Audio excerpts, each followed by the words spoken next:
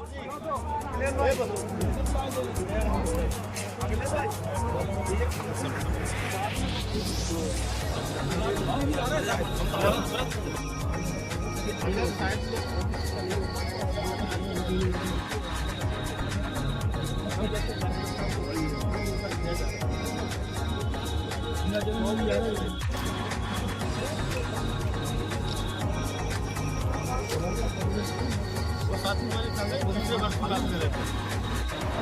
हम वर्मा जी ने जो उद्घाटन किया उनका हम बहुत बहुत स्वागत करते हैं कि उनको बहुत बहुत धन्यवाद देते हैं कि उन्होंने अपना बहुत समय निकाल के हमारे पंप का उद्घाटन किया है।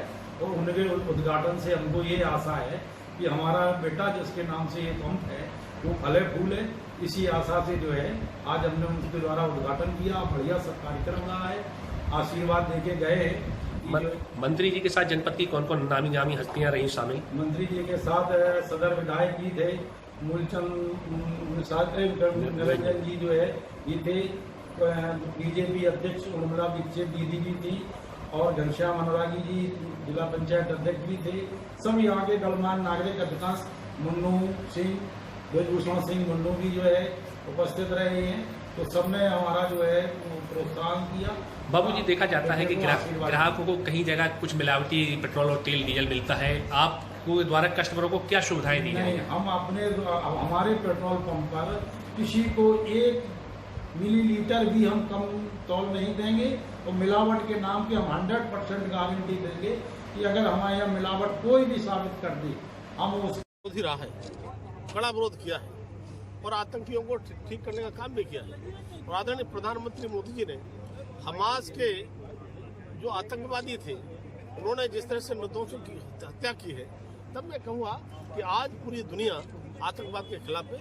और माननीय प्रधानमंत्री मोदी जी इजराइल के साथ इसलिए हैं कि जब तक ये आतंक का काम चलेगा तब मुझे लगता है कि प्रधानमंत्री जी ही नहीं बल्कि का मुद्दा बड़ी तेजी से उछाल रहा है। इस मामले में आपका क्या कहना है? देखिए, 2014 से पहले 60 वर्षों तक कांग्रेस की और यूपीओ की सरकार रही। इनको तब पिछड़ों की याद नहीं आई, दलितों की याद नहीं आई, आदिवासियों की याद नहीं आई। लेकिन मैं कहूँगा कि भारतीय जनता पार्टी ने पिछड़े वर्ग से प्रधानमंत्री आदरणीय नरेंद्र मोदी जी को दिया है, तब से इनके पेट में दर्द उठना शुरू हुआ है। और मैं कहूँगा कि माननीय प्रधानमंत्री मोदी जी ने पिछड़े वर्ग के लिए जो किया है वो किया है।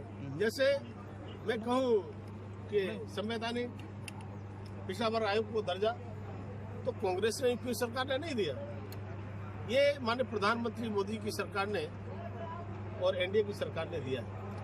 आज नीट में आरक्षण हो, आज सैनिक स्कूल में आरक्षण हो, नवोदय स्कूल में आरक्षण हो, इसमें भी आरक्षण देने का काम किया है तो आदरणीय प्रधानमंत्री मोदी जी ने किया है। और मैं कहूँगा कि आज 27 मंत्री केंद्र सरकार में 76 में से माननीय प्रधानमंत्री जी ने ओबीसी को बनाने का काम किया है, जिसमें मेरे ऐसे कार्यकर्ता को बनाया है। तब मैं कहूँगा कि जानते सब हैं और कितनी किसकी संख्या है, लेकिन किसी ने किसको दिया है। और आदरणीय प्रधानमंत्री मोदी जी हमेशा जिसकी जितनी संख्या वाली हमेशा नहीं, हमने तो 27% से ज्यादा आरक्षण दिया है। आज विधायक है तो 27% से ज्यादा बीजेपी के हैं। आज लोकसभा के सांसद हैं तो 303 में से 85 सांसद हमारे ओबीसी के हैं, एमएलसी 40% ओबीसी के हैं। तब मैं कहूँगा कि हम आरक्षण तो छोड़िए, हम आरक्षण से देने का काम आदरणीय प्रधानमंत्री मोदी जी ने और भाजपा की सरकार ने किया है। और मैं कहूँगा कि भारतीय जनता पार्टी में जिस तरह से पिछड़ा वर्ग मोर्चा है लगातार काम करता है, पिछड़े वर्ग मोर्चा के साथ साथ पिछड़े भाजपा के संगठन में भी लगातार हम पिछड़े वर्ग को सम्मान देने का काम करते हैं। तब मैं कहूँगा उत्तर प्रदेश में चुनाव है, ऐसे में कांग्रेस ने सपा को धोखा दिया है, अखिलेश यादव का बयान भी आया है, आपकी क्या प्रतिक्रिया रहेगी?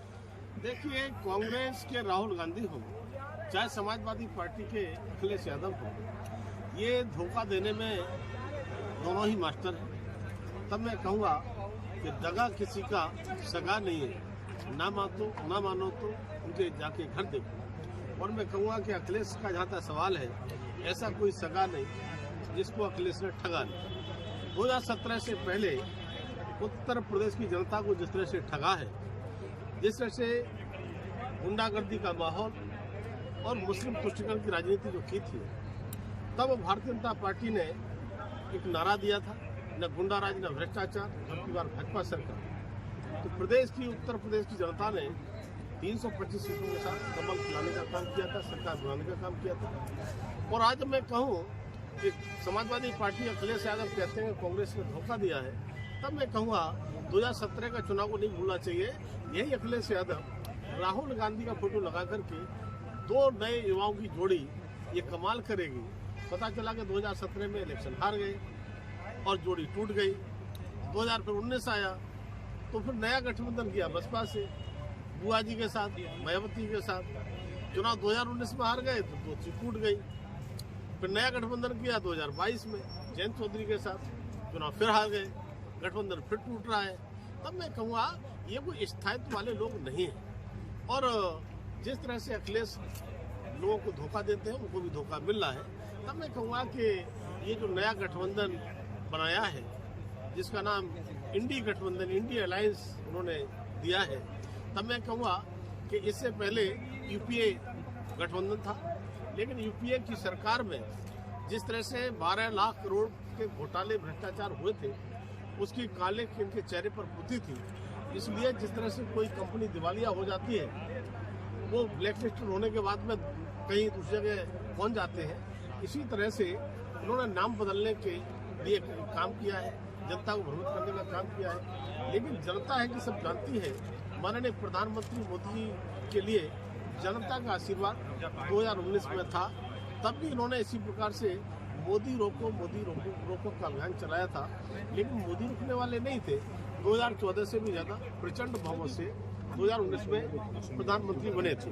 और जब 2024 का चुनाव सामने आ रहा है, तब उन्होंने वही अभियान फिर शुरू किया है।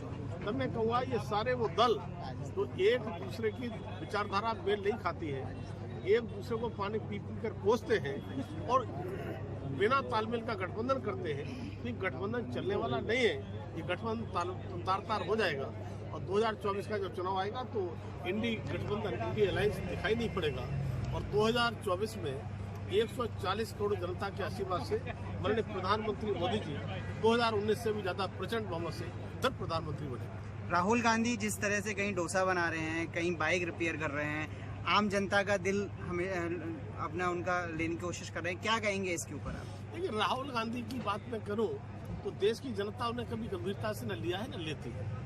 उनको किस किस नाम से पुकारते हैं। और मैं कहूँगा कि कांग्रेस भी राहुल गांधी को गंभीरता से नहीं लेती है। इसलिए राहुल जी की बात करना मुझे लगता है कि हर बात में कहीं न कहीं एक जोक जैसा जुड़ा होता है। माननीय मंत्री जी, आप तो पिछड़े वर्ग से आते हैं,